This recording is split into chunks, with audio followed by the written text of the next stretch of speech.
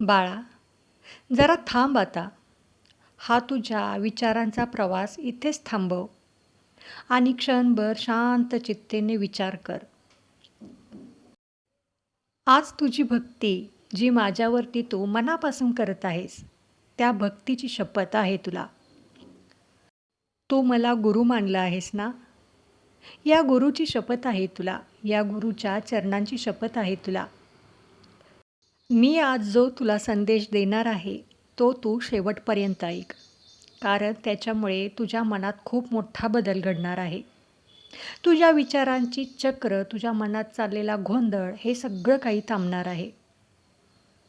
बाळा, परिस्थिती हाताबाहेर जाते तेव्हाच मी स्वतःहून शब्दाच्या माध्यमातून तुझ्यासमोर उभा राहतो.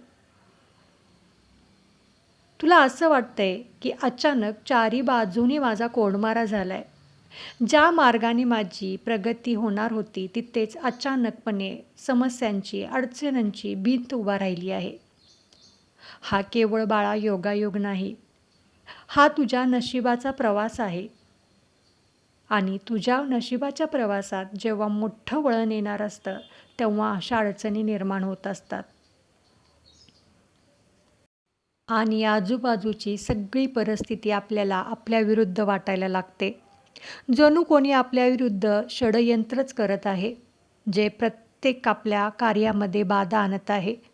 जणू हे सगळं पृथ्वीच आपल्या विरुद्ध उभा राहिली आहे, असं वाटायला लागतं. पण ते काय सत्य आहे ती मी आज तुझ्यासमोर उघड करणार आहे. ते ऐकल्यानंतरच तुला माझ्या शब्दांची जाणीव होईल आणि पुढे मार्ग तुझा मोकळा होईल.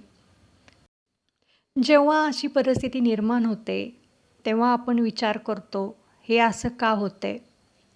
आपल्यामध्ये सगळीकडून निराशेचा अंधार दाटून येतो. तेव्हा तुला असं वाटतं की संपूर्ण जग आपल्या विरोधात उभं राहिलं आहे. पण बाळा, महाभारताचे कुरुक्षेत्र केवळ एका मैदानावर नव्हते. ते दररोज माणसाच्या आयुष्यात घडत असते. जेव्हा अर्जुन रथावर हतबल होऊन बसला होता, तेव्हा भगवान श्रीकृष्णाने त्याला केवळ शस्त्र उचलण्यासाठी सांगितलं नाही, तर त्याच्या मनातील शत्रू कोण आणि आपले कोण याचा संभ्रम दूर केला. भगवान श्रीकृष्णाने अर्जुनाला सांगितलं होतं, तू जेव्हा सत्याच्या मार्गावर असतोस, तेव्हा संपूर्ण सृष्टी तुझं रक्षण करत असते. आज तुझ्या आयुष्यात देखील अशीच परिस्थिती काहीशी निर्माण झाली आहे. तेच कुरुक्षेत्र तुझ्या आयुष्यात निर्माण झालं आहे. तुझ्या अवतीभोवती असलेले जे चेहरे ज्यांच्यावर तू मनापासून विश्वास ठेवला होतास, त्यांनीच तुझ्या पाठीमागून चक्रव्यूह रचला आहे. पण विसरू नकोस, अर्जुनाचा रथ चालवणारे साक्षात भगवान श्रीकृष्ण नारायण होते. तसेच तुझ्या या जीवनाचा रथ चालवण्यासाठी स्वतः मी उभा आहे. ज्या संकटाने तुला घेरलं आहे, ती संकटे तुला हरवण्यासाठी नाहीत रे. ती तुला आतून मजबूत करण्यासाठी आहेत. तुझ्या आत दडलेली सुप्त चैतन्य जागे करण्यासाठी मी तुझ्या आयुष्यात निर्माण केली आहेत. आता या युद्धाचा तोंडवळा कसा बदलणार ते पुढे पहा. या जगाचा एक नियम आहे. इथे जोपर्यंत तुझ्याकडे सर्व काही सुरळीत असते ना, तोपर्यंत तुझ्या अवतीभोवती खूप लोक असतात. पण तुझ्यावर जशा अडचणी येतात, संकट येतात, तुझ्यापाशी काहीच उरत नाही, तेव्हाच ते खांदे पालटतात आणि खरा चेहरा तुझ्यासमोर येतो. तुझ्या सरळपणाचा आणि प्रामाणिकपणाचा फायदा घेऊन तुला फसवलेलं असतं. पण आता त्यांच्या कर्माचा घडा आता पूर्ण भरत आला आहे आणि या प्रवासातील सर्वात मोठा बदल तुझ्या आयुष्यात होणार आहे. आर्थिक प्रगतीत जे तुझ्या अदृश्य अडथळे आणले गेले आहेत, ते अडथळे आता एका क्षणात दूर होणार आहेत. ज्यांनी तुझ्या हक्काचे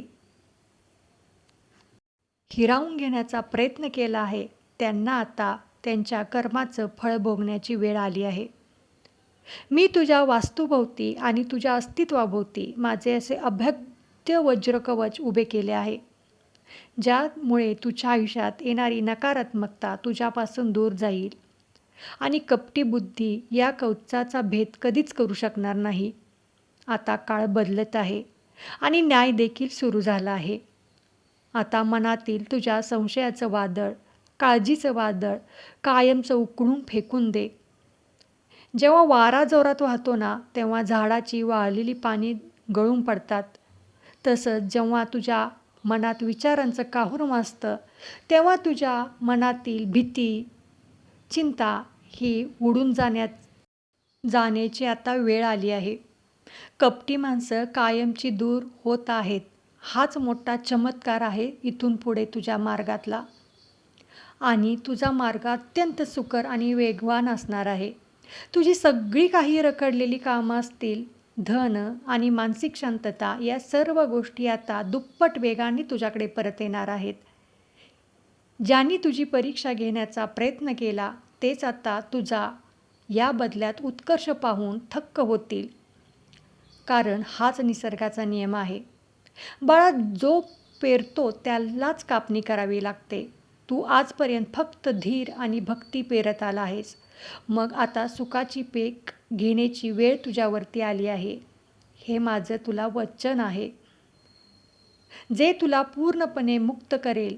आणि आता दीर्घ श्वास घे आणि मनातल्या मनात माझं नामस्मरण चालू कर. तुझा परिवार, तुझे भविष्य आता या माझ्या माऊलीच्या छत्रछायेखाली आहेत. ताठ मनाने, आत्मविश्वासाने आणि चेहऱ्यावर नितांत शांतता ठेवून जगात वावर. तुझा हा नवीन सुवर्णकाळ आता सुरू झाला आहे. हा व्हिडिओ तुझ्या मनाला भिडला असेल तर हा व्हिडिओ काही लोकांकडे शेअर कर, ज्यामुळे त्यांच्या आयुष्यात देखील मोठे समाधान आणि शांतता निर्माण होईल. त्यांच्या आयुष्यात सुख समाधान मिळण्याचं पुण्य तुला मिळेल. आणि कमेंटमध्ये श्री स्वामी समर्थ लिहायला विसरू नको आणि चॅनेलला सबस्क्राईब करायला देखील विसरू नको.